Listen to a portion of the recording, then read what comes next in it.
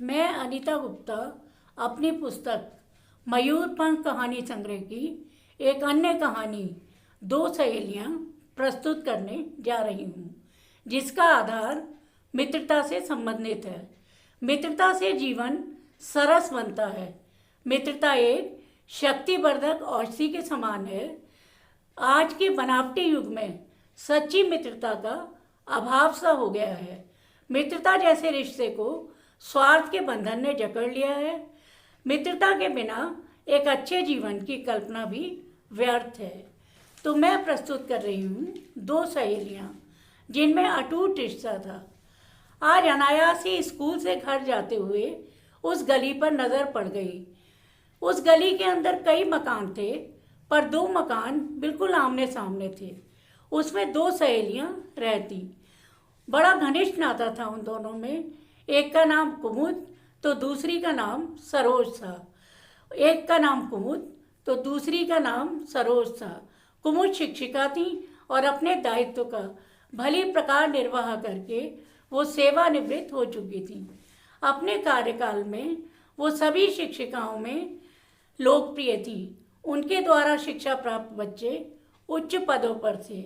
वाद विवाद प्रतियोगिता हो या सांस्कृतिक कार्यक्रम हो या विशिष्ट अतिथियों का स्वागत सत्कार हो, हर जगह उनको पुकारा जाता।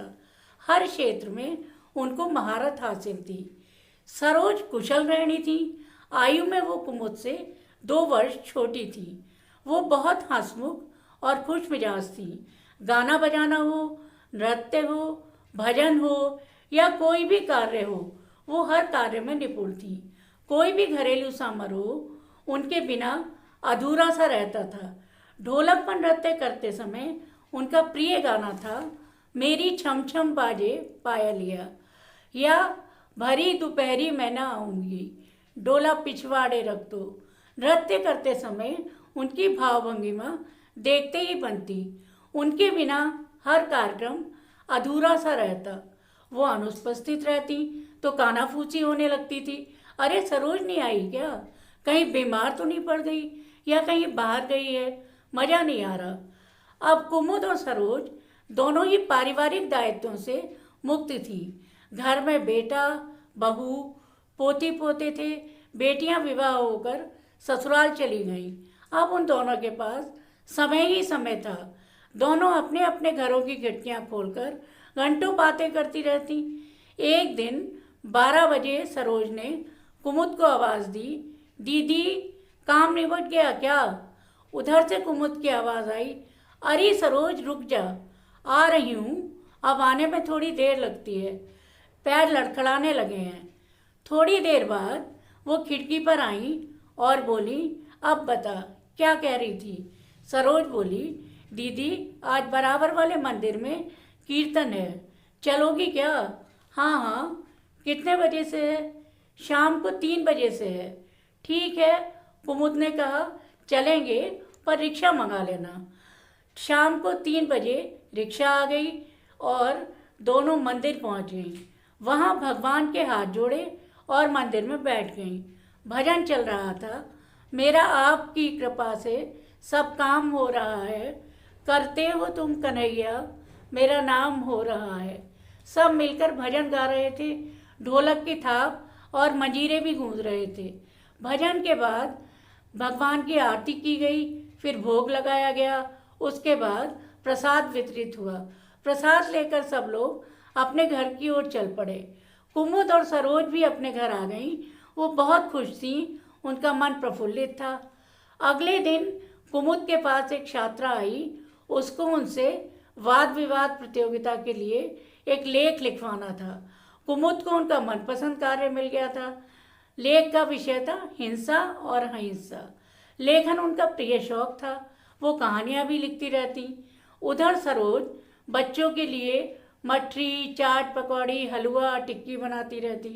चारपाई पर उनका अधबुना स्वेटर भी रखा था, वो भी उन्हें आज ही पूरा करना था। कढ़ाई बुनाई में भी वो निपुण थी। एक दिन कुमुद ने खिड़की पर आकर कहा, सरोज क्या कर रही है? सरोज बोली, दीदी स्वेटर बुन रही थी। बोलो क्या बात है? कुमुद बोली, सुना है बड़ी अच्छी पिक्चर लगी है, चल देखा जाए। सरोज ने कहा, कौन सी पिक्चर है? बॉर्डर, कुमुद बोली।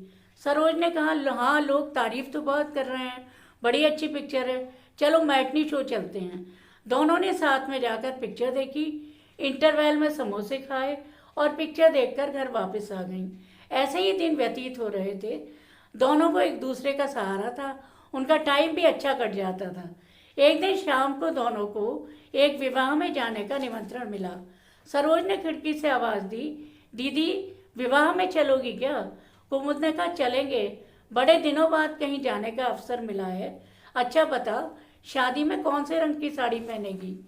रात में तो गहरे रंग की ही पहनूंगी, सरोज ने कहा। पिछली बार अनुज आया था तो केसरिया रंग की साड़ी लाया था। कुमुद बोली, मेरे पास भी एक गहरे नीले रंग की साड़ी है, वही पहन लूंगी। अगले दिन शाम को दोनों सहेलियां सज धज कर बारात में सम्मिलित हुई। दोनों मस्ती में थी, एक दो ठुमके भी लगा लिए और फिर खा पी कर दूल्हा दुल्हन को नेक देकर घर वापस आ गईं। कुछ दिनों तक दोनों ने घर में ही आराम किया। कुमुद पत्रिकाएं पढ़ती रहती थी। सरोज ने अधूना स्वेटर पूरा करके मोजे बनाने शुरू कर दिए थे। अब दोनों अपनी अपनी खिड़कियां खोलकर पुराने दिनों की याद ताज़ा कर लेती थी। कभी अपने रिश्तेदारों से मिलने चली जाती और उनकी खैरियत पूछकर गप्पे मारकर वापस आ जाती। खिड़कियों को भी अपने खुलने का इंतजार रहता। वो मौन रहकर उन दोनों की बातें सुनती रहती। एक सुबह उन दोनों के पास किसी रिश्तेदार के गृह प्रवेश का निमंत्रण आया। दोनों बड़ी खुश हुई। वहाँ जाकर हम उम्र लोगों से मिलना होगा। जिंदगी की भागदौड़ में ऐसे व्यस्त हुए कि मिलने का अवसर ही नहीं मिला। सालों गुजर गए बिना मिले। अब दोनों ने गृह प्रवेश की तैयारी शुरू कर दी। निमंत्रण में जाने के लिए वस्त्र तैयार किए गए, कुछ लिफाफे भी बनाए गए। पता नहीं कोई नववधु मिल जाए या कोई नया नन्हा मुन्ना बच्चा ही मिल जाए। और इसके बाद वहाँ देने के लिए मिठाइयाँ भी मंगा ली, गोला भी मंगा लिया। समस्त तैयारी पूरी हो चुकी थी। अब गृह प्रवेश का दिन आया। दोनों सहेलियां अच्छी तरह तैयार होकर नियत समय पर नियत स्थान पर पहुंच गईं। वहां जान पहचान के लोगों से मुलाकात हुई। कुछ बुजुर्ग थे उनकी तरह, कुछ नवयुवक थे, नवयुवतियां थीं, छोटे बच्चे अलग धमाल मचा रहे थे। कथा हवन सब संपूर्ण हुआ। अब खाने का आयोजन था। नाना प्रकार के व्यंजन थे।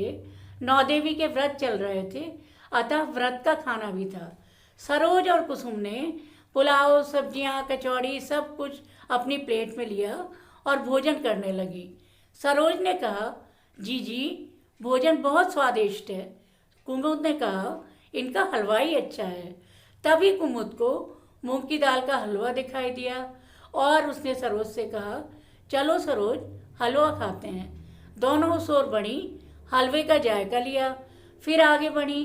तभी सरोज ने कहा, अरे जीजी देखो वहाँ आइसक्रीम भी है, चलो आइसक्रीम भी चखते हैं। इसके बाद उन्होंने आइसक्रीम भी खाई और तृप्त होकर सबसे विदा लेकर अपने घर आ गईं। सहसा सब उलटफेर हो गया। कुमुद के बेटे ने नया मकान लिया था, वो वहाँ रहने चली गई। सरोज अस्वस्थ रहने लगी। उनको उनकी बेटी अपने साथ ले गई। दोनों का घर अब शहर के दो कोनों पर था। कुमुद और सरोज की सालों से चली आ रही दोस्ती को इस फासले ने मिटा दिया था और उनके मकानों की खिड़कियां भी गमगीन होकर बंद हो गईं। धन्यवाद।